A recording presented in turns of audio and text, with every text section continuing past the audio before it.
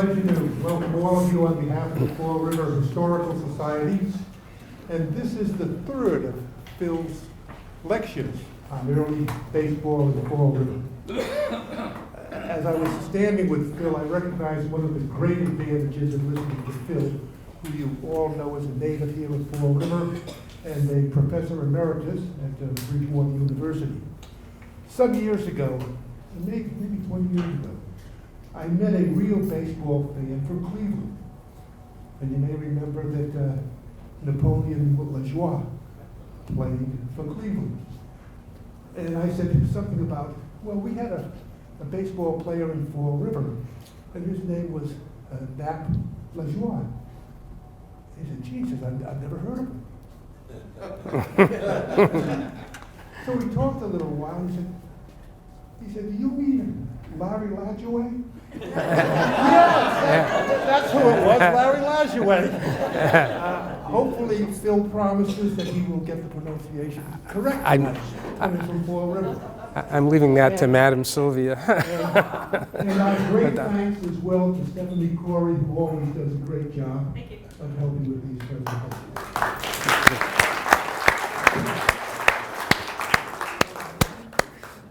Thank you, Attorney Jay Lambert, fellow Friar and president of the club. And this is Stephanie.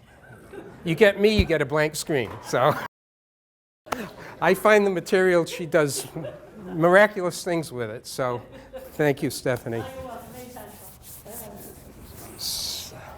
Okay, we began the first series talking about the explosion of interest in baseball, almost in a bucolic way. We had people playing in the Doctor's Meadow, Dr. Nathan Durfee's Meadow, and we then had a lot of amateur ball going on in the late 1860s, going into the 1870s, and that was the subject, if those that were here that would recall the first lecture. And then in the 1870s, professional baseball began to play a role in Fall River, and we ended up having a team that was a very good team for the nation's centennial year, and we won the New England Championship in 1876. Could we just slow up on this, please, Steph? Going back to the players and the diagram. Oh, cool. Yeah, now all of these people played in the 1870s for the Fall River professional team. They all went on to major league careers at the assigned positions, and I'll be talking about one of them in a minute, Ed or Ned Hanlon, who was in the Hall of Fame. Very, very good crop. Roger Connor at first base is one of the great players, Hall of Fame players. So we had very, very good quality at this time. Ned Hanlon, going on beyond Fall River, was a great center fielder and brought, as a manager, a championship to Detroit in 1887. A couple of pictures of him. And he becomes the Baltimore manager in the 1890s, and he's very, very successful in the 1890s. We then had the second lecture last year, and that dealt with the native-born people of Fall River that went on to professional baseball. And they were led by, as many of you know, Charlie Buffington, who was the best of the native-born Fall Riverites that played baseball in the 1880s. And here he is pitching. I've been trying to see if that's a Fall River scene, but it doesn't seem to match up recently. But it's probably at least the textile community. That's when he's pitching for Philadelphia in the National League in the 1880s. And that's the ballpark, rather quaint ballpark that Philadelphia played in the 1880s. We'll say something more about some of these players in a few minutes. And this, again, is another view of the ballpark that Charlie Buffington would have been pitching in the late 1880s. If you hold there for a minute, Seth. Charlie Buffington came back to Fall River and had been the head of the Players League, one of the heads of the Players League. He had represented the players against management. There had been a big dispute, which I focused on last time. The players had established their own major league for 1 year called the Players League. But Albert Spaulding and an attorney, John Rogers, had very effectively snuffed out the Players League and were in control in the 1890s. And we'll talk about that as we go along. But one of the things that's happening now is we have an age of leisure. People have more free time, especially the emerging middle class. And so you can see all of the activities that were taking place in Fall River in 1893, including the fact that we still have some of these organizations existent to this day, such as the King Philip Yacht Club dinner ticket of this season. So you can see that sport especially was quite attractive to people as we get into the decade of the 1890s. And some of it was ethnic, like the Bowling Green Club, some of you would remember. And that was up near North Watuppa Pond, the bowling. And cycling was the rage of the 1890s, and even handball out in the streets of Fall River. So there's a lot of really interesting activity taking place. Now, you didn't have to just have a good time in Fall River. You could also, in 1893, go out to Chicago, where the great, magnificent World's Fair was taking place. They were off by a year, but celebrating Columbus and 400 years of the discovery of America by Europeans. And so 76 million tickets were sold, and people went to the great white city that was built on the shores out in Chicago, and they had a fabulous opportunity to enjoy themselves. And people with wealth, you could see how much wealth there was suddenly in the United States, because people could afford to go out there, stay in lodgings, and go and attend to all the interesting dimensions of the World's Fair. So Chicago being the railroad center, this was a big deal. And people of money would like to go there. And who might have gone out there? Well, a person named Lizzie Borden. Now, it's 1893. We'll go back one. In 1893, Lizzie Borden, after her acquittal, found her way out to Chicago. And there was this charming Dr. Holmes, if you've read this book. And Dr. Holmes used to invite people, young single women, to stay with him in his home. And they didn't emerge after spending time with them. I think he met Lizzie Borden, looked her in the eye and said, I think this is one I won't invite back. But at any rate, well, back to Fall River. So the New England League is organized in 1885. This is an article that was written by our sports editor, Mike Thomas, a couple of years ago that I'm trying to build upon tonight. And we can move on with that stuff. William Moody was the first president of the New England League. Now, that's 1885, as I said. He does that till 1892. And then he's a prosecutor, as many of you know, in the trial.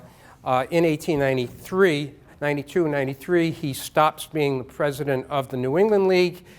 I think he secretly would like to have taken a bat to the three justices at the Lizzie Borden trial. If you read Joe Conforti's book, especially Justice Dewey, whose charge to the jury really helped the defense more than the prosecution. Now, I don't think he would have said that he was going to take a bat to a judge, because he's trying to get Lizzie Borden put in jail for using another instrument. But anyway, Moody's out of the picture now in 1892, and we have the next person who, go ahead and one more step.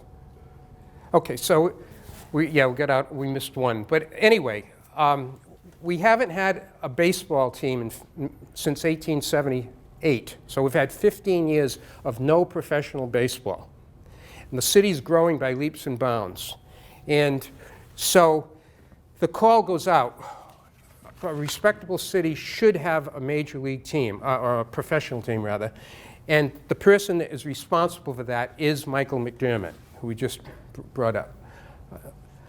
Mike Mcdermott, cup of coffee, one win, 8-loss pitching in the major leagues, has come back to Fall River, and he's put together the team in 1893. It's in disarray, the fence is knocked down, et cetera, et cetera. He gets a stock subscription going. They create the new ball field in 1893. So it's Mike Mcdermott that deserves all the credit for tonight and the great run that Fall River is going to have in the 1890s, because he put it together. Mcdermott was a terrific runner. He ran the New England Championship race, and he was successful. He won a 6-day You'd go for 6 days. You'd sleep when you could. Most miles wins at the old Madison Square Garden. And Mike McDermott was the champion of that. So he's back, and he's a very good organizer. And now he wants to put together a team. Can we try and next one stuff? Yeah. So my question last year was he going to put together a team? Was he going to make enough money to buy a restaurant? And the answer is yes. And so the McDermott diners are born out of the money made by Michael McDermott in his career as a baseball leader. Now, this is great. George Petrin, look where the trolley stopped. This is the ticket office. So it's 1893. Again, the field has been used by the YMCA for occasional events, field and track events, and gymnastic events. But now it's just been lying fallow, and this is the corner where the ticket office will be, and then the ball field will be running north on Oak Grove Avenue. So the field is at the corner of Oak Grove and Bedford. This is Tim Murnane, a picture of him in his playing days, and then followed up by a picture of him up at the upper left. He's a fabulous sports reporter for the Boston Globe, and he gives the New England League all sorts of coverage, and they make him the successor to Moody. So he's the long-term at the New England League, and he's a great promoter of the Fall River team. And this is the Fall River team now of 1893, and that is Mike McDermott in civilian clothes, and look at those fabulous gloves that were being used. And so the team he put together, the star was Frank Fennelly. Frank Fennelly had hurt his leg in 1890, tore a tendon. He took off considerable flesh after his major league career, and he was willing to play shortstop for the Fall River team in 1893. That was a big deal because Buffington said, no, I'm going to just go into business. Jim Manning left for the West, Kansas City. And so there wasn't anyone other than Fennelly, but Fennelly is still involved. Oh, and Tom Gunning. Tom Gunning is now Dr. Tom Gunning, and so he's not involved in playing ball. But he puts together he took the two best players from the previous years, and he was able to get a contract in Fall River with them. And so they've got a pretty good team, we think. It's preseason now, and they play very well, and then they win the championship. But games didn't stop once the championship was won. The teams only played about 100 games or so, but then they would bring other teams in to make money. So September and October even were sometimes the best years. And so this is the first example of this. The Boston Reds came. The Boston Reds, they're the National League team. They played 2 games. Boston won the first game. The second game, I can introduce the name Ezra Lincoln. He throws a 4-hitter against the Boston National League team, and a Joe Harrington hits a home run, and Fall River beats the National League team by 13-3. The next team that comes in is Cincinnati, and it's described as the highest point of the season. They bring the famous Captain Ollie Latham, the freshest man on earth. This is a person that kept the crowd in good humor with his coaching and comical antics throughout the game. He's got a big Muhammad Ali mouth. And everybody knows it, and he loves it. So they even made him a lead character in a Broadway play. And he'd sing a song, I'm a daisy on the diamond, I'm a dandy on the stage, I'd ornament a horse car, or look pretty in a cage. And everybody cheered, et cetera, et cetera. John McGraw made him a coach in later years. He's the first of the base coaches. And John McGraw actually put him into a game when he was 50 years of age. And Ollie Latham stole a base. So pretty good. What happened in the game was Cincinnati was won by a couple of runs, but Fall River had been ahead by 7 runs at one point.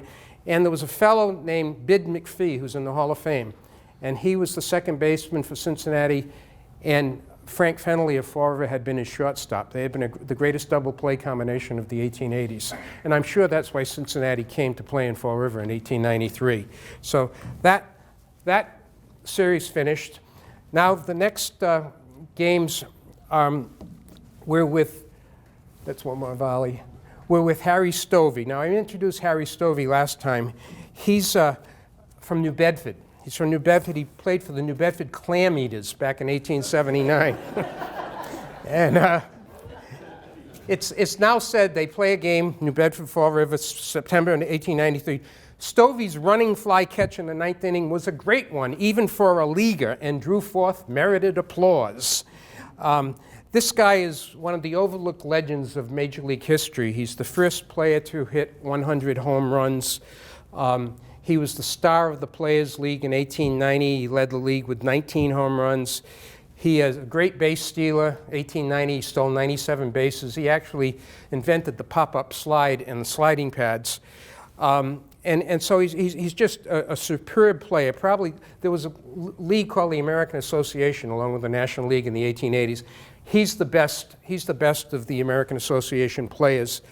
After the Players League in 1891 and the owners had regained control, there were two teams in Boston, and Buffington had his best pitching year in 1891, and he was supposed to be a teammate of Buffington's, but the other Boston team, the Bean Eaters that later became the Red Sox, paid him more money, and they came very close to having a World Series that would have involved both Boston teams. And most baseball historians think if that had happened, as good as Stovey was, that Buffington would have led his Boston team to a world championship. But at any rate, that didn't happen. So the player, let's just look at a few of those collage slides on this is all Stovey now. And again, he has a tremendous following. And he's come back now. He played his last game at the end of July 1893. He had been 36 years old. He's starting to lose it. So he comes back and he plays for New Bedford against Fall River. That's when he made that great catch. But Fall River goes on to win the next two games. And they say it's a very civilized series. Everybody's getting along well. That's not going to last much longer. The Fall Rivers finished off playing the best of the Fall River amateur team called Troy. And they had good amateur teams, as I indicated in my talk last summer. But Troy lost two games, and one of the people who was really upset that was playing for Troy was young Tommy Cahill out of Holy Cross. And Cahill had actually played Major League ball for 1 year, as we'll see. And he came back and he caught for the team that lost two games. And he was a little bit annoyed about the results that I've just mentioned. And so he picked up a group of collegians, and they challenged the Fall River team to the very last game of the year, and the collegians won. But that was, not a great way for the Fall Rivers to go out in 1893. But the consolation was the New England Championship flag was flying at the Bedford Street grounds for the first time. Actually, that was the second time. We had been the champions back in the 1876, but most people had forgotten by now that that was the reality.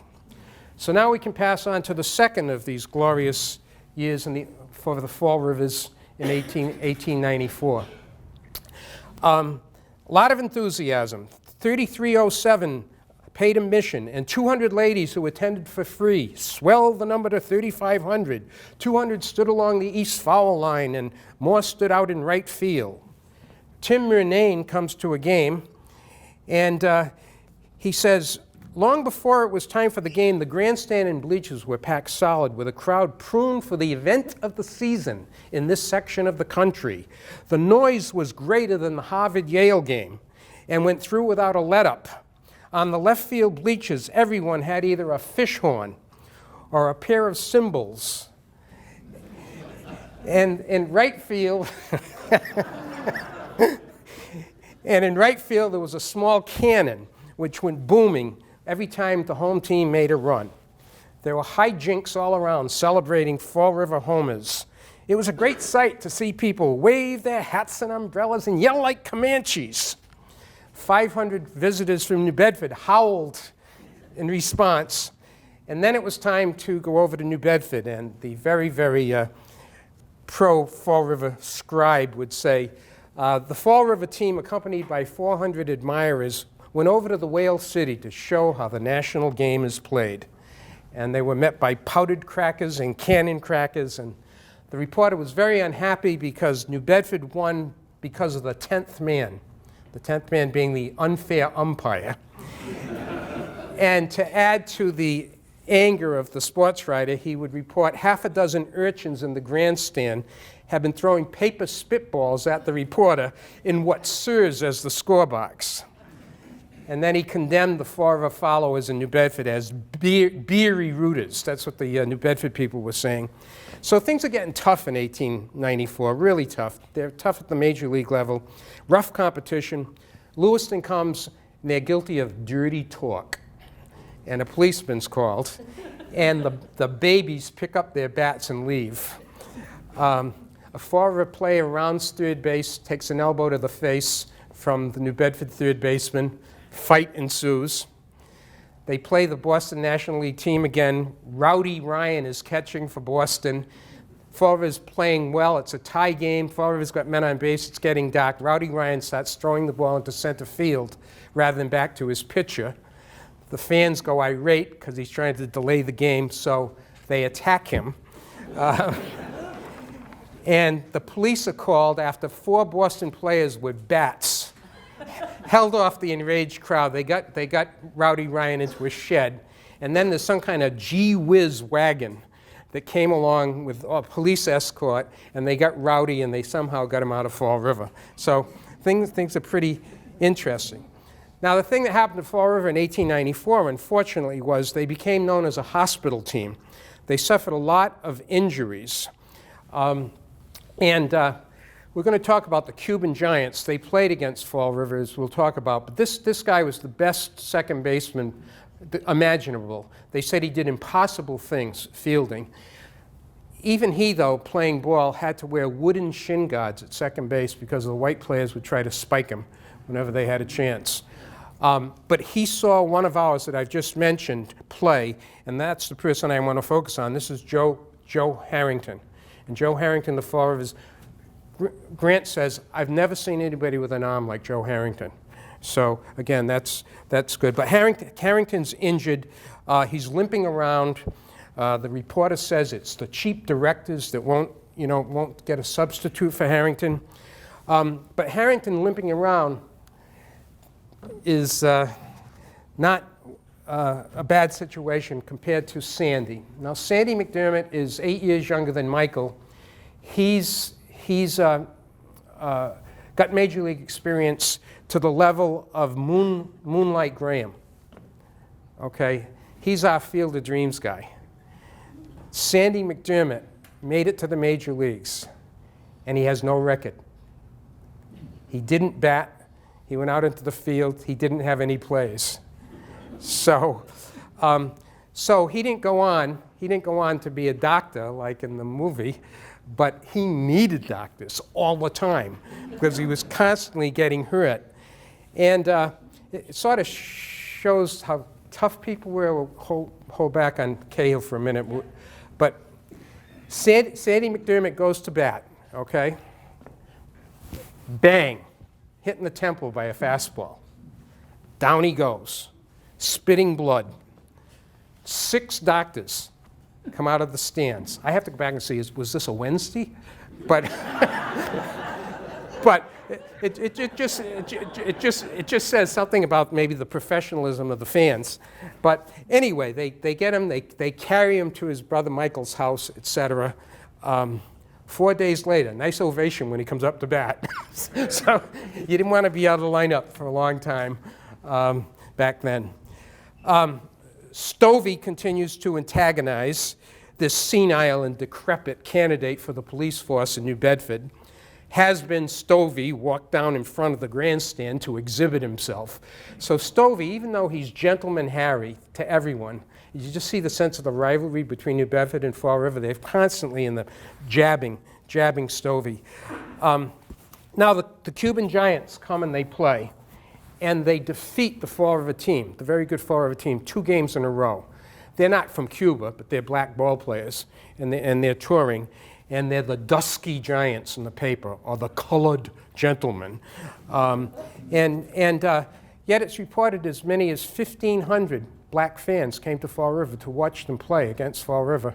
And there was a company from Philadelphia that threw some kind of banquet for both teams in Fall River that night. So it's a nice story in a sense of integration, but we'll hold off ultimate reservation. At any rate, despite losing on the exhibition games, the season ended in early September with the saying, Fall River will fly another pennant this year. But then they put together a sort of bizarre league to last for 1 month. New Bedford was included, and Newport, et cetera, in Pawtucket, just to make money. And they did that, kept playing. They'd had a very good year. The players gave a diamond ring to Coach Mike Mcdermott at the end of the 1894 season. It was reported that the stockholders had made $3,000 to $4,000, which would convert to 80 plus to maybe even $112,000 in profit for the year. So 2 years in, 2 championships, doing very well. And so baseball fans around here had to be pretty happy at the end of the 1894 season. But at the very end of 1894, something sad happened, and I just want to go in that direction for a minute. Tommy Cahill, who had everything going for him, had studied medicine with Tom Gunning of Fall River at the University of Pennsylvania, and probably would have ended up with a medical career. But he ended up coaching football after the baseball season at the University of Pennsylvania. And he had played catcher for Holy Cross. There was an injury inflicted on him while he was coaching. I don't know what happened. They said his strong, sturdy voice was stilled. And his lighthearted, genial manner came to an end on Christmas Day of 1894. Young Tommy Cahill passed away. He had had a professional year with Louisville, a National League team of the time before his death. That's sort of a reminder, I think, to all of us about the fragility, the vagaries of life back then, even for people that were making good money. And just think about Charlie Buffington and Tom Gunning, who becomes Dr. Tom Gunning, on the Philadelphia team in the 1880s. And at that time, there's Tom Kahnle that I mentioned last time with Connelly, was a great-grandfather of mine.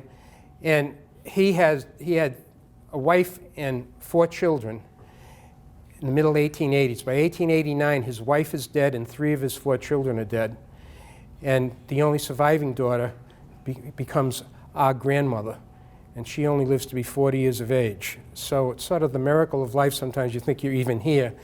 And then I'm looking at what happened to poor Cahill.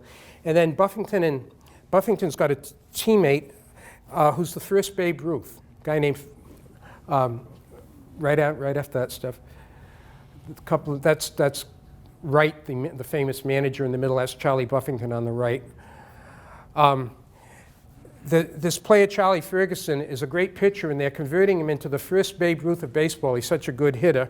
He gets married in 1886, has a 1-year-old child in 1887 who dies, and then he dies the next year. And so Buffington and Gunning were very, very close to this fellow, and they had to go through with that. And then Harry, who they love, is Gunning. Harry Wright, the manager, the father of professional baseball, they love him. He loses a child in the year after Ferguson's death. Then they have another ball player, Jim Fogarty, who we can get into stuff beyond that one. There's Harry, the manager. And this is Jim Fogarty. People that saw Tris Speaker later said Fogarty was a better outfielder. And he's a stand-up guy. He had gone on the All-American trip that I mentioned last year that Spalding put on, that Jim Manning had been on and Hanlon had been on. He was on that trip. He became a big union guy when the Players' season took place, and he was actually the manager of the Philadelphia Quakers for a few games, and then Charlie Buffington took over from his friend who was suffering from tuberculosis, and he died. So you've got all these terrible stories, but I do want to lighten it up a little bit and say one story about Harry Wright. Harry Wright, the manager, was born in England. And so the players are out at a restaurant one night, and Harry says, take the pie. I'm going to presume it was apple pie. Take the pie, he tells the waiter, take the pie to the fire stove and eat it. So, you know, the customer's always right. So the guy goes over to the stove and he starts eating the pie. Harry goes a little crazy. He's English, he dropped the H.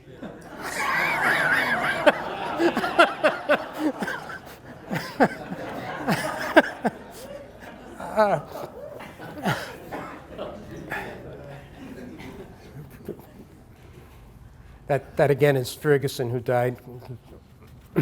Okay, now we're going to go into the 1895 season, and now we don't have photography, but we've got these sketches of all the Fall River players. Now, just looking at the team from 1893 to 1895 and the number of players, 7 out of 15, 9 out of 19, 9 out of 20. What I'm talking about is there were players that went on to Major League status that played in Fall River.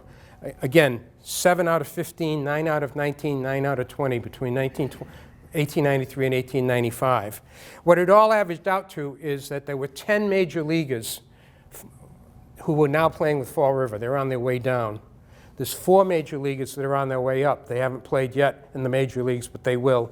And there's 1 player that's going to get called up during the season, and there's 1 player that played before and will get called up after 1895 as well. So Fall River's got a really good team.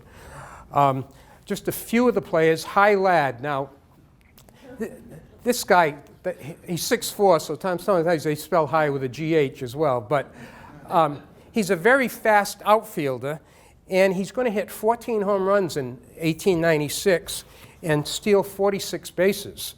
So he's very, very good. But his, you know, think he remembered these games?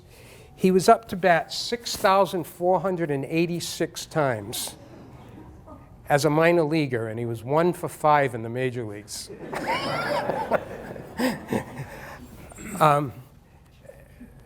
Go on to Colonel Ferguson.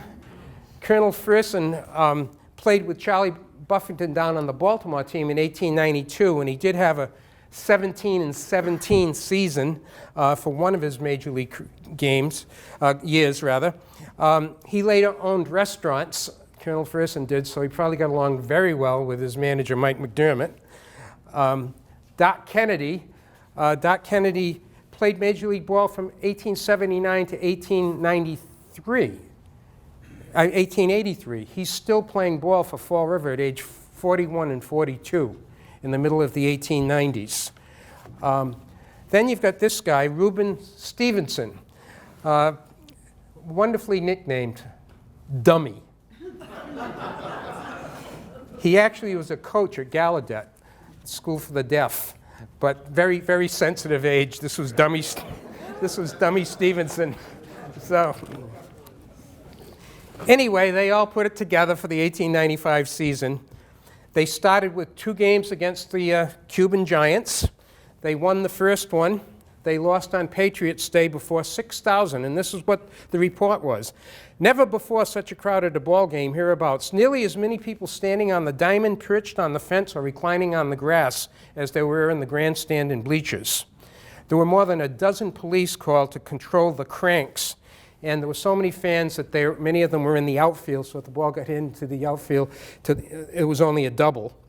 And then in playing one of the games, it was a good-natured crowd. People were good-natured, and I'm going to introduce this fellow. This is Thomas Kahnle, just like grandfather's name, only spelled with an O-L-L-Y rather than an E-L-L-Y. And Tom Kahnle is, let's run through a couple of these, and then I'll tell you a little bit more about him. That says how important he was. And so back to this. What happened was, what happened during the game is a foul ball was hit and it got stuck in the screen, and the catcher took it and handed it to Tom Kahnle, who's doing the game in Fall River. And Kahnle thinks it's okay, and he throws the ball back to the Fall River pitcher. And the Cuban Giants coach says, I want to look at that ball. So the Fall River pitcher throws it over to him, and he steps aside, and 2 base runners score. Now, They laughed about that at the time. If that had been New Bedford, there would have been a brawl, guaranteed. But I always love the story about Tommy Kahnle and Babe Ruth. He threw Babe Ruth out of a game in 1922. Tommy Kahnle did. At 140 pounds, he got between a charging Babe Ruth and a fan that Babe Ruth wanted to do bad things to. And he told Babe, "You should be ashamed of yourself." And Babe Ruth, ever after, would always kid him, "Tommy, I can't believe," he never got thrown out of another game till the end of his career. "I can't believe you were the one that threw me out of the game." But he got back at Kahnle because in Yankee Stadium, there'd be a ball thrown, and it'd be called a strike by Kahnle. And Ruth would be like, "What's up there? What's up there?" And the Yankee fans would all be getting riled up and everything. "Look, that brave," and Ruth would be saying to Connelly, "Hey, I hear young Tommy's almost this big now, huh?" So they had a lot of fun.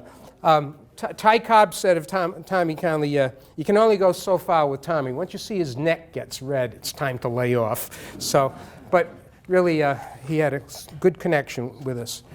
All right, Steph? Oh, threw that one in for Lee.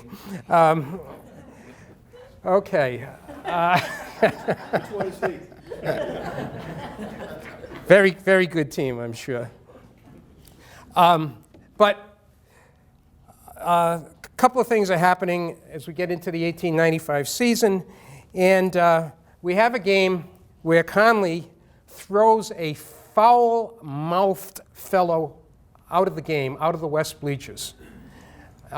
And I think the audience probably appreciated it because the game was against Holy Cross, and 17 priests, many of whom had played for Holy Cross, were invited to the game. So Kahnle had to make sure there was no bad language when that was going on. So they played Holy Cross, and if that Colgate was for Lee Waltman, this is for Lenny. Comment in the game, a couple more stuff for the Holy Cross. Lou Sockalexis, the great Indian who played for Holy Cross and then had a major league career, a phenomenal athlete, threw a ball 408 feet in the air. And Len, here's the quote of the game as it was reported: "Could anything be prettier than Lou Sockalexis' throw from long left field that nailed Mcdermott at home plate?" So Holy Cross might have lost, but certainly not because of Sockalexis. Well, they got through Holy Cross and the other preseason games, and now it's time for the regular 1895 season. And again, having made money last year, they have a musical band. They have a twirler band as well, and they match the players from, I think, downtown up to the Bedford Street grounds. And by special invite, city government officials were allowed into the grandstand. They were reported to be wearing thin, baggy-looking purple outfits. The mayor was in the mayor was in a separate area, and he was the person that threw out the first pitch. And then he went in the fifth inning. He went and he met the mayor of New Bedford. They shook hands, and I think that's been a nice tradition that's been followed over the years. The players were reported. These are the Forever Indians now, having brand new royal blue uniforms with red caps. And I think they're going to be pretty good. They played Lewiston at home for the first game. They win 29-1. The crowd's yelling, "Go for 30, go for 30. High Lad had a homer, 2 triples, and 3 singles. Then they beat New Bedford at home, second game, 21-2. The high schools can beat New Bedford, said our scribe. And people hated Fred Doe. Fred Doe was a great roller polo player, and he eventually had 1 year with Fall River, but he was the New Bedford coach and not liked. And the fans had an unmerciful bout of verbiage aimed at Fred Doe. They called him Mary Ann for whatever reason. That was his nickname. Go on to the Wilbur House. No, we're going to Ezra. Oh, got Ezra. Oh yeah, Ezra. Ezra was our emerging pitcher, one of our 2 emerging pitchers. I'll just pass by him for now. Okay, the Wilbur House was where the players seemed to gather. And after one of the games, the New Bedford players didn't go home. They went to the Wilbur House, and it was reported the pitcher's name for New Bedford was Friend, and he took a beating during the game, and he became unfriendly. And they had a summary bulletin of how the game played out in a window next door to the Wilbur Hotel. He broke the window and destroyed the document. And then the other New Bedford players were reported as very fresh in the Wilbur Hotel. And that seemed to be their mode of operation, because from Maine we heard that when they were up there they exhibited nasty tempers and said nasty things. Well, the season moves on, and we get to Labor Day of 1895, and there's all sorts of things to do. The big headline is Union excursion, baseball games, trotting, football, and other sports. At the baseball game, Arthur Irwin, he's the bigamist that we talked about last time. He's got a bunch of different roles. He's playing for Brockton. He hits a line drive, and it was reported that Joe Harrington made a one-hand catch after leaping 3 feet into the air. So Harrington, again, is a big name. Fall River wins handily in 1895, and as the season winds down, there aren't a lot of people coming to the games because Fall River has an insurmountable lead. So they came up with a way to play another month of games, and that brought into new conflict, New Bedford and Fall River. Harry Stovey ended up umpiring one of the games, and he got in an altercation with Tom Mcdermott, and he grabbed Tom McDermott's mustache, and Tom McDermott went after Stovey. So there was a lively time. Such terrific lung exercises as never before heard. Women caught in the wave of enthusiasm stood upon the benches and found themselves cheering for dear life. They waved their handkerchiefs and stomped their feet. But at the end, they played the Cuban Giants again. And the Cuban Giants are in decline, or as the paper says, the docks have fallen off in their play. And you know what happens now?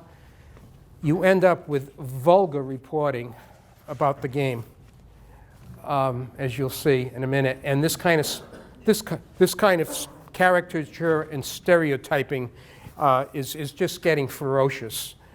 And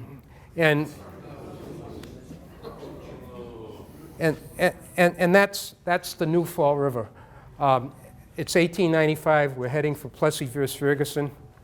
You know, the blacks' position in life is just deteriorating overnight. And you can almost see that in this little 3-year span of Fall River baseball history, where they were well received, and now we've gotten to this point. Before the season ended, though, they played another series, and Harrington was brought up to the majors. Oh, people were thrilled, and they should have been. Joe Harrington, first time up, Major League, home run, 3 for 4 in his first game, robbed on his 4th time up. But more importantly, the home run. National League's been around since 1876. People don't hit many home runs. The first time a player had hit a home run in his first at bat in the major leagues, Joe Harrington. So he's brought up to Boston. Now, Fall River has a final series in 1895 to make money, an exhibition season at the end, and they acquire a guy named Davis. And Davis is going to go on to have a very distinguished major league career, very good hitter. He was one of Connie Mack's favorite ball players. Connie Mack said, "This is a thinking ball player." And Davis helped them in a 4-game series before being called up. He helped the Fall River team play Springfield. Springfield was supposed to be at one level higher than the New England League. And it's the league that becomes the International League a few years later. So they played bigger teams, Buffalo, Springfield, those kind of places. But they have a final 4-game series against Fall River. And Fall River wins 3 of the 4 games.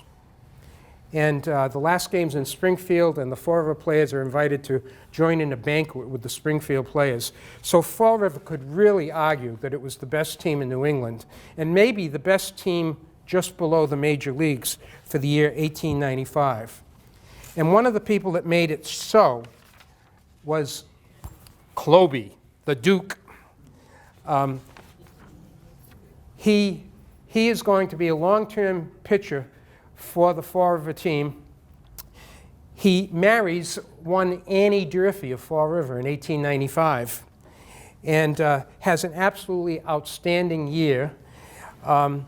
He ends up in his pitching career winning 287 games, okay? The only problem was 234 of them were minor league games. His major league record is 53-25, but he was part of championship teams in 1897 and 1898 for Boston, and in 1899 even he won 19 games as a fourth starter. So he had a really strong run. The other thing about Klobe, he was a terrific hitter. He batted .317 and .324 in his two major league seasons with Boston, and then in postseason he didn't pitch well, but he was 5 for 5 in the World Series. So but he's very, very but what happens is, you know, they don't have any kind of security, they don't have any kind of pension, so they sort of just work their way down. They work their way down. He plays for the Boston Bean Eaters, he's a champion, etc. But he'll usually do carpentry work around the stadium, Fall River Stadium, wherever stadium he's playing for in the minor leagues, to get through the winter season. And that says something about money. For all the success we've had for 3 years, by 1895, there's been a terrible strike in Fall River in 1894, when the depths of a national depression, and is a challenge for the teams to survive, especially if you're the visiting team. The only thing you were guaranteed was $50, or else 40% of the gate. But a lot of times there wasn't a great gate. What's the problem?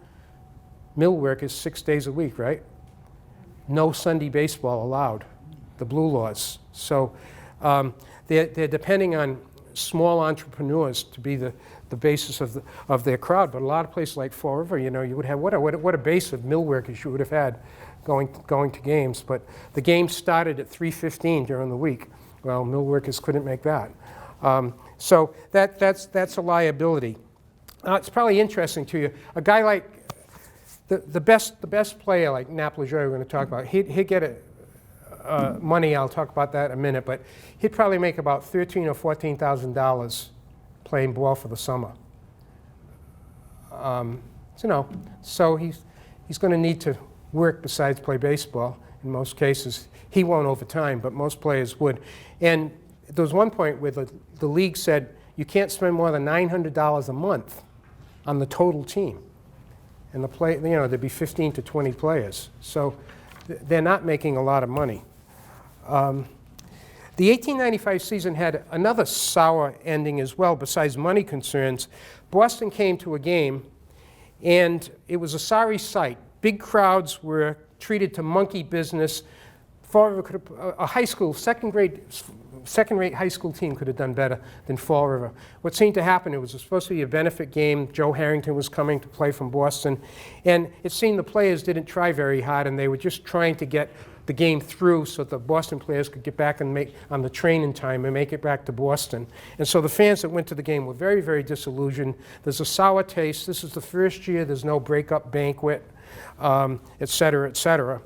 And so things aren't looking good. Even though they're the three-time champs, it's not looking good. There's a new owner. He owns the Fall River Laundry. And the question is, what can we do to really make things better? And it's mentioned that he's a great friend of manager Seeley of the Bostons. So the head of the Boston National League team is friendly with ownership.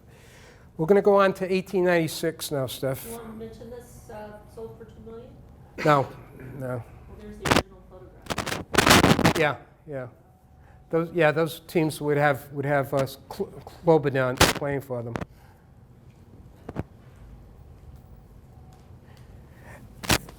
One of the problems was the league included playing games in Maine, and it just cost them a fortune to go to those games, and train rides, hotels.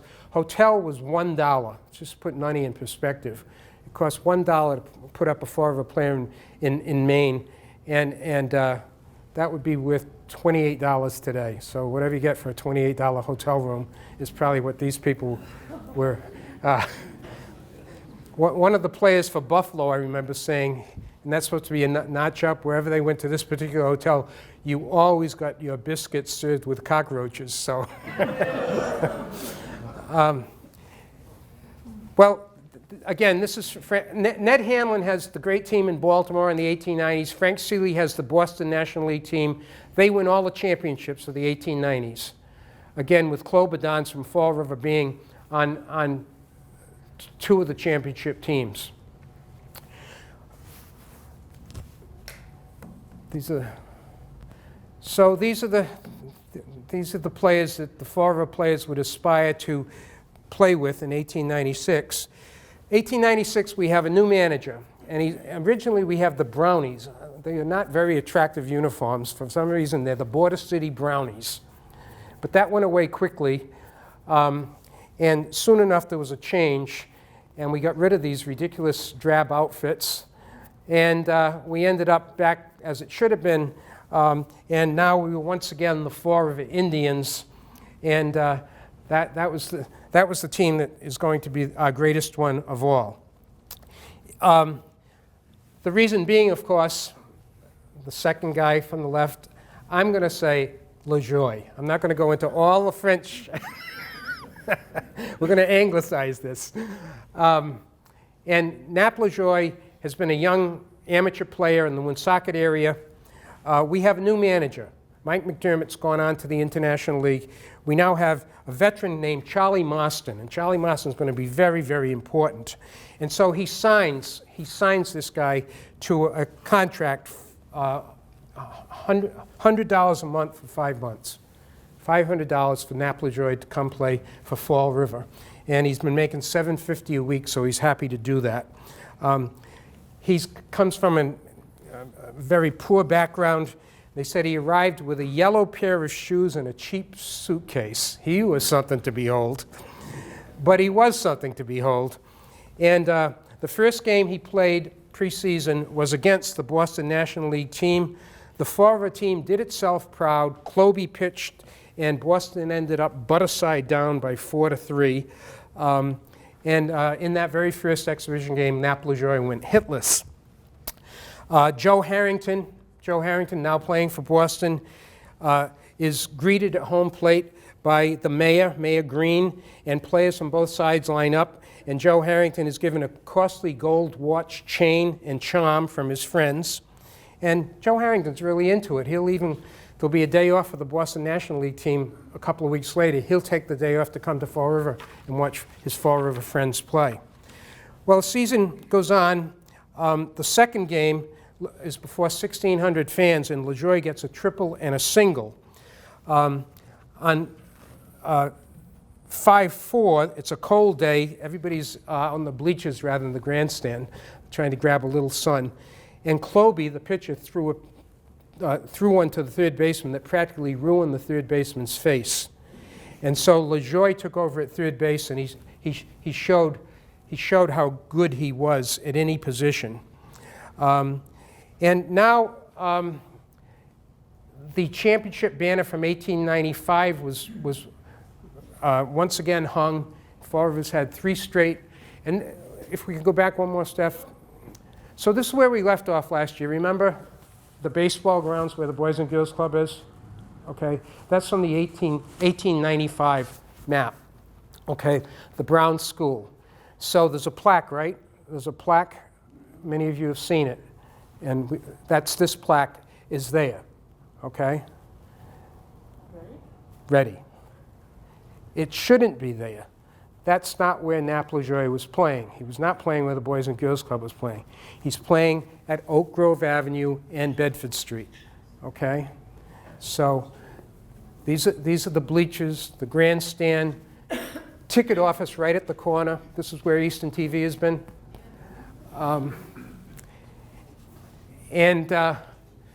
Notice this street, Savoy Street, is 370 feet from Oak Grove Avenue. So this is all woods. This is from 1922. But we have to picture back where we are in the 1890s. There's all woods beyond the ball field. Okay? Savoy's a paper street, so. Savoy's a paper street. Savoy is a paper street. It's not going to actually be up and running till 1928. So again, that was all woods, so we don't know the dimension. Now, Left field is going to be a short pop, and we're going to see that. And I've been up there. I've been walking this. It's only about 300 feet from the corner to what becomes Beatty Street. Beatty Street would have been part of the ball field, I'm sure. So you'd add another 10, 15 feet. And then there's a couple of oak trees to this day, and I'm going to be referencing them. There were some big oak trees. One of the oak trees was on the field. And so with that understanding, we can go forward. This team has 11 major leaguers before or after. And they have the best outfield of all with High Ladd, as we already talked about. LaJoie starts off as an outfielder. And then there's Phil Shorty Gia, who's fast and a hustler. And he's a really desirable player. And it said Charlie Mauston found in his spring trip to Washington one of the most profitable he ever undertook, for thereby he landed Gia. And Gia starts off being the cleanup hitter for the 1896 team. And the ladies like him. And one game gets stopped, and he's presented a box of ties by his lady friends at home plate, and maybe a little more. So they stopped playing again, led by their terrific outfield. And I found this very interesting. By late May, the reporter that follows the team says, LaJoie is daily growing better under the careful coaching of manager Mauston. He can field much faster than before, has a better eye at the plate, although he still has an inclination to go after the wild ones. LaJoie later, as a manager, was very upset that some of the new players on his team up from the minors weren't sound fundamentally. And he basically said, you can't win in the major leagues unless you have players that know the game. We don't have time to teach and train people up here. Our job's to win pennants, not to teach school. So I think that's a compliment to Charlie Mauston. I think that LaJoie very much appreciated what Charlie Mauston did for him in the summer of 1896. LaJoie started hitting, and he hit one that sailed over the left field fence and from last reports was seen heading toward the lake. And for some of his home runs, he would be given 2 shirts, 2 hats, and 2 boxes of cigars. Very, very healthy choices.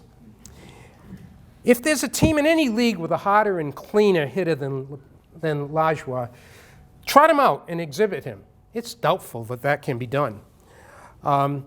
So he suddenly got a reputation as just a fierce hitter. It's reported one time he comes to bat. He drove a swift one at the pitcher, who dodged quickly. It just grazed his head, taking his cap off. A close shave.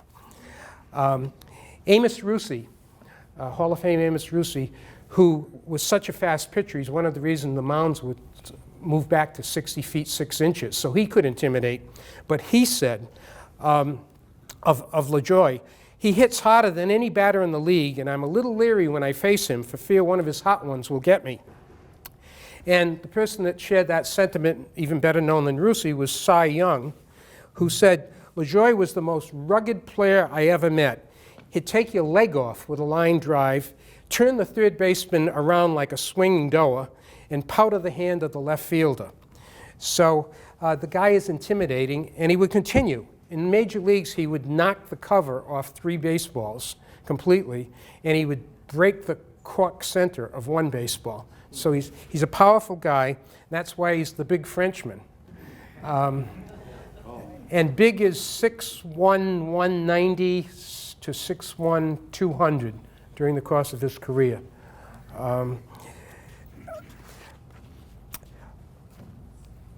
High Ladd hit one into the rocks near the rock crusher.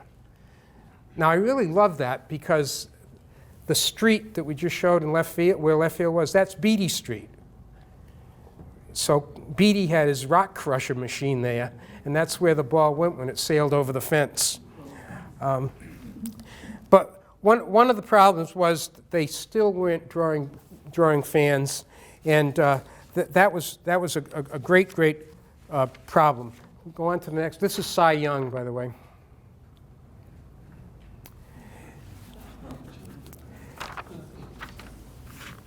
LaJoie was the slugging cabbie. He was old Slashaway, but he also had a fierce temper. And he would get restrained from assaulting an umpire in the hotel after one of the New England League games. And he said later he had a great deal of respect for Tom Kahnle, but he said around 1896, I used to try to kick him in the shins every once in a while, just like everybody else. During LaJoie's major league career, he got thrown out of a game for taking a plug of tobacco juice out of his mouth and throwing it in an umpire's eye. One game he wouldn't leave, and it had to be under police escort that he finally did leave. And I've got a few more of those stories in a minute. But I want to offset it about he was also a great guy.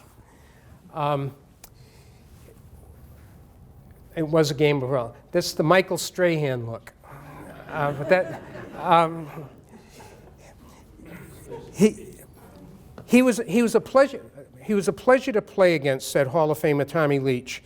Always laughing and joking. Even when the son of a gun was blocking you off the base, he was smiling and kidding with you. You had to like the guy, and I think a lot of people did. Well, he was soon being called the most promising player in America, the batting phenomenon of the season, and it came time for him to possibly make it to the major leagues. They began to scout him. Artie Irwin had now become the manager of the New York Giants, and he wanted LaJoie and Gier. The owner, Andrew Friedman, says, I want no Frenchman. So he didn't go to the Giants. But there was a Billy Nash. And Billy Nash was the Philadelphia manager, and he would in time go on to be a medical doctor. But Billy Nash was hit in the head by a pitch, and there was an indentation in his skull. And so that took him on a scouting mission as he stopped playing for a while. And he came to Fall River, and he came to Maine to watch the Fall River team in Maine. And he had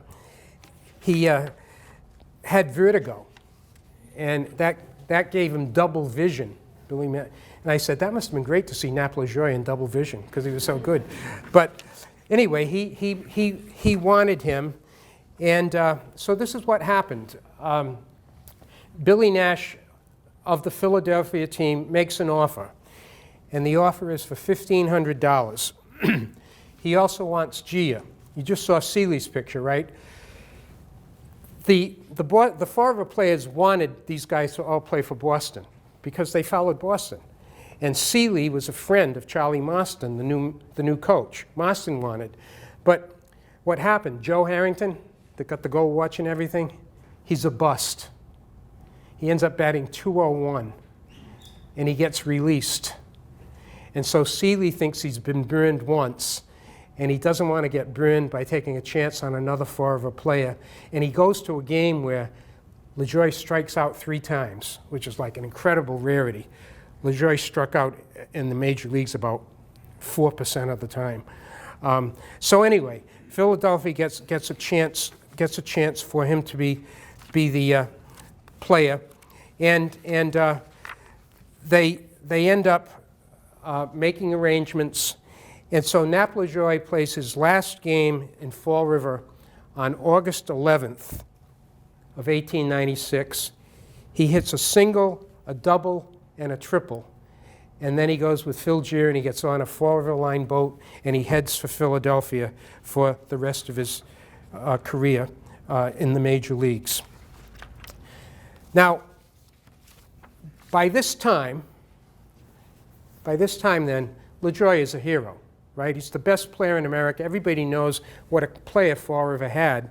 And so there's a reporter that sort of puts it in perspective and says, he's the most exciting public figure in Fall River since Lizzie Borden.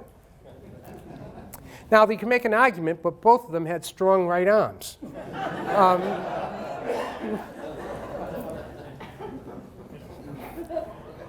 Now, there's Lizzie. Now, where's Dennis? Where's Dennis? There's Dennis. Parallel lives. He and Michael. You know, there's nice, sweet, sedate Lizzie.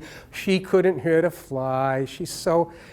Now, I didn't want this to be my last lecture, so I had Stephanie do some research. Yeah. And she went to the Fall River Daily Globe to find a picture. I knew we could find the other Lizzie Borden. And she went to the Fall River Daily Globe, and she found this incredible picture.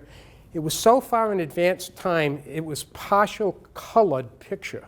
And that art was somehow lost to history since 1893. Sure. But this is unbelievable that we found the real Lizzie Borden baseball fan.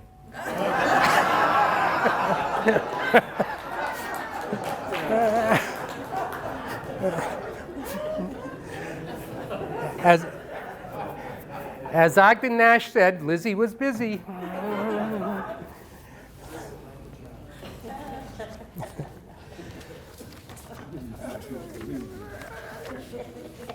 Okay. He's not laughing. Neither's Michael. All right. I'm just going to summarize this.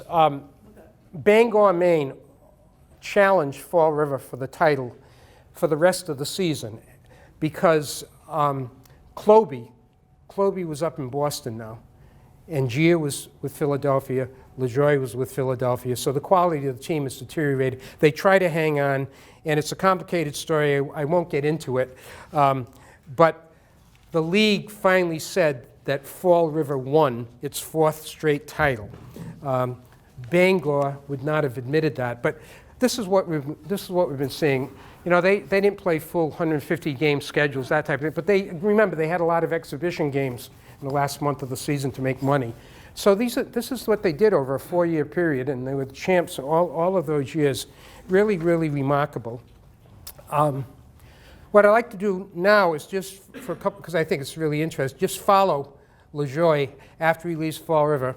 And again now, he's had a wonderful time with Charlie Mauston. And Mauston writes to Nash, "You're paying me $1,500 for a player that you wouldn't sell for $10,000 after you've had him for a season." And that's absolutely true. But it wasn't Nash. Nash was replaced by George Stallings, who had a reputation as a Southern country gentleman. He also had the most biting tongue in the history of baseball, and that's saying a lot when you think of John McGraw. And he was constantly lashing out at players and sputtering with a fury that invited apoplexy.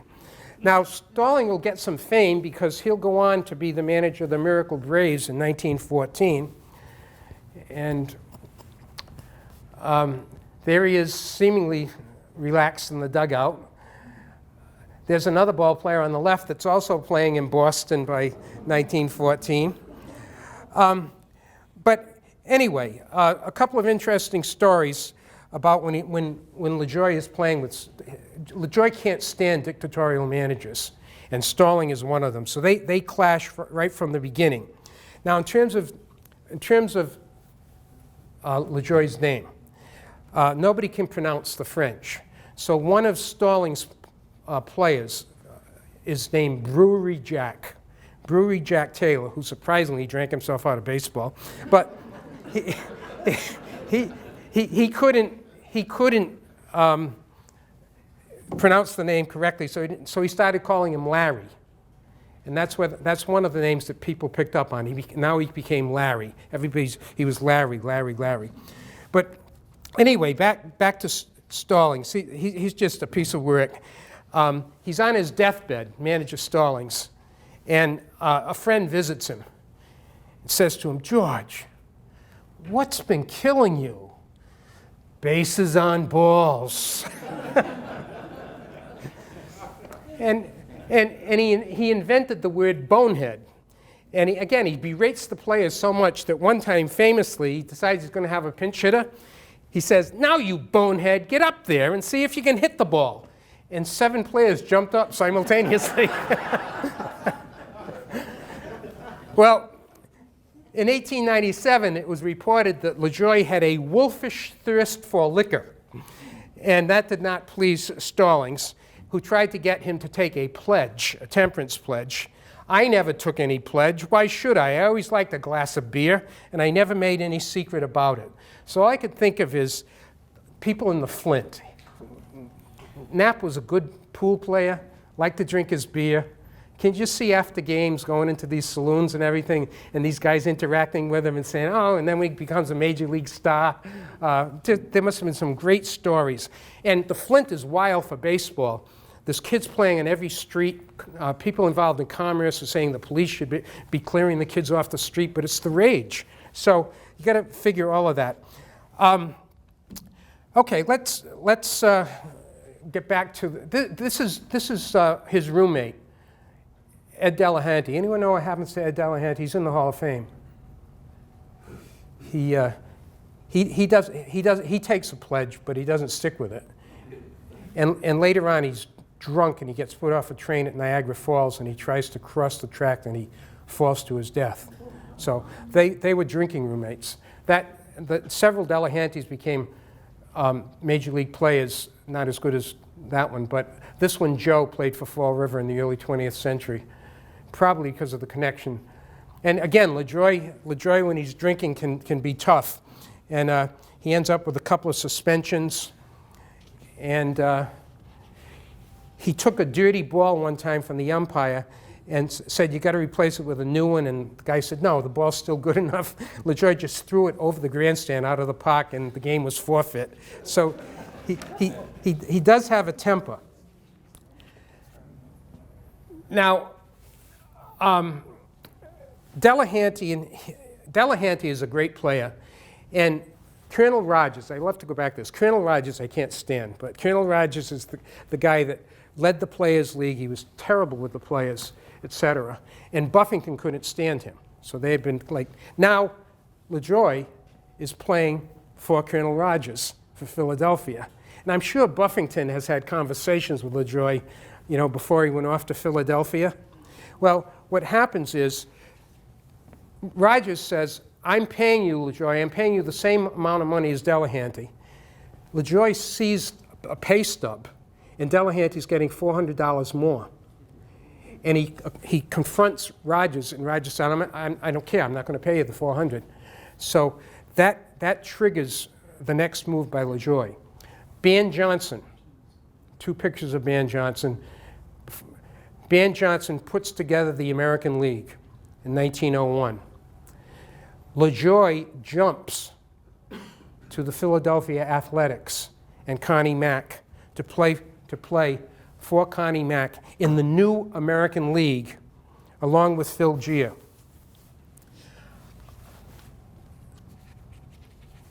Go ahead, Steph. Okay. The first game that Boston ever played at home at the Huntington Street grounds on May 8th, brand new league, brand new field. LaJoie and Gia are playing against Boston, and LaJoie goes up against the fabled Sai Yeung and goes 3 for 4. And that's just saying what's going to happen for the rest of the year, 1901, where he bats .426 for the season and does very well against not only Sai Yeung, but obviously everyone else that he comes up against. He leads in all sorts of categories that I won't get into, but what's probably most remarkable about the end of that season, hold on that for Steph. At the end of the 1901 season, LaJoie went 37 for 58, the plate. So he's a remarkable hitter. But Colonel Rogers, now we can go on to this. In 1902, Colonel Rogers was able to win a case that said that LaJoie should not have skipped his contract. He could only play for the Philadelphia Phillies and no one else in the state of Pennsylvania. So LaJoie went back to his team, and Rogers said, you know what, I'm going to pay you less than I was paying you before. And LaJoie said, no, you're not. So LaJoie takes off for the American League again, but this time he can't play, obviously, for the Athletics. So the Rangers are made, he goes to play for Cleveland, okay? Now, the only time he could be in trouble is if Cleveland is passing through the state of Pennsylvania on one of its road trips. He could be arrested.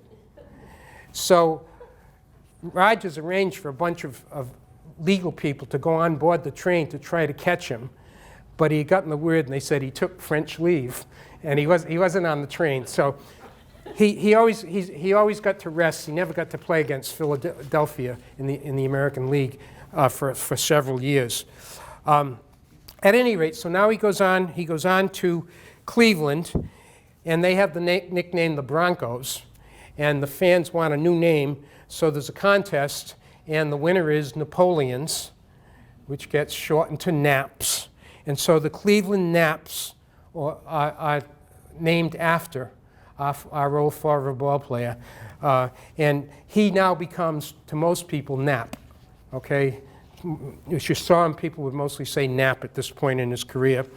And that was the beginning of an incredibly successful career. Now, just looking at the end of LaJoie, with very little education, grew to be a gentleman, to say the least, and a very, very charming and sophisticated person. And married a beautiful, refined woman. They had a good life together until his death at age 83. In 1959, so he lived quite a while. But just for a little bit of fun, remember Spalding had the world tour that Manning had been on in Hanlon, and so there was another entrepreneur who wanted to put together a team that would travel around the world and wanted LaJoie to be the centerpiece of it. Now remember, LaJoie, I said, came from bad circumstances. His dad was dead. He was working in a mill when he was 10 years old. Very little formal education, okay? So here's how the conversation went. The recruiting person says, yeah, we're going to go across the country to California, going to go to Hawaii, going to go to Japan, going to come back through Europe, okay? Clear around the world, did you say? LaJoie says, yeah, it's clear around the world. I suppose it will all be by land?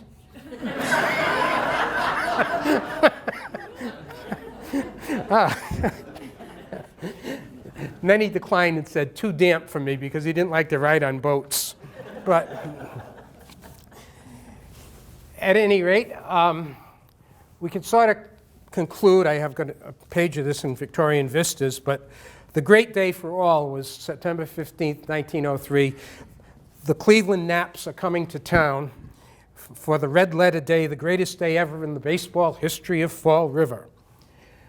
LaJoie has, the previous day, been in Woonsocket visiting his mother and his siblings, and played a game there that Cleveland had won. Now, just stick with this. This is the one picture we have of the Bedford Street grounds. And you can see the water tower and the tanks at the top of Bedford Street, right? And you see the Bull Durham? See the bull? If you hit that bull, you get pouches of tobacco and $50. So they're coming back for the event of the season, and ladies are free. The place is now it's 81 degrees. Everybody that's a male has a tie on, and they've all got hats on. Women are dressed to the nines. That was just the expectation, despite the temperature. There's so many people, they end up sitting on the fence, and they said there were sparrows beyond the fence, meaning people that had looked in for free all season that were now enraged because their view was being blocked. And the crowd kept coming through, and the game was started mid-afternoon. Joe Harrington was the umpire. It was expected that Big Chief LaJoie would raise the roof from the top of the Waterworks Tower every time he came to bat. He is loved. And just put it in perspective what Fall River did that day. There was a special LaJoie Day in 1902 in Cleveland, Major League Ballpark, once they had recruited him. LaJoie Day, 10,000 fans showed up. I knew from that day I was going to be happy in Cleveland. As Dr. Nash said, LaJoie, L is for LaJoie, whom Clevelanders love, Napoleon himself with glue in his glove. But Fall River managed 6,500 to 7,000 fans for this occasion. The best I can emphasize or figure out is that the bleachers and the grandstand probably held about 3,000. And so, you know, this was fantastic. And he was feted, and just go on more with the stuff. Okay, jumping ahead in his career when he's, and I'll get back to this September 15th, but in 1839, this was published locally, but this is when the Hall of Fame was dedicated, okay? And by this time, what they were saying is if baseball is called poetry in motion, then LaJoie should be crowned Prince Laureate of the Diamond. And it was also said in 1839, he has been called the most graceful player that ever lived. His normal style was to glide toward the ball, gather it in nonchalantly, almost as if picking fruit, and send it to first on time. He was an artist. So he would be honored as the 6th person chosen for induction into the Hall of Fame in 1937. He gave a very fine, refined speech in 1939. Umpire Tom Kahnle was there, said to him, you know, your language has improved a lot since I was umpiring behind you. So that is a great play to say the least. Now, when he plays the game, and by the way, the Fall River pitcher threw a 2-hitter, so LaJoie didn't knock the ball very far. In fact, the Fall River pitcher was then recruited and went off with the Cleveland team to a decent career. But there was so much excitement in Fall River, and they said there was even talk about canceling school, but no predecessor of Jim Gibney would have allowed for such. So the kids didn't get to see much of it, but at any rate, people probably don't. We'll just hold that for a minute. People probably don't know that Nap LaJoie played minor league ball at the end of his major league career. He retired from the majors at 41, and he played until he was 43. And one of the people he went up against was Artie Butler from Fall River.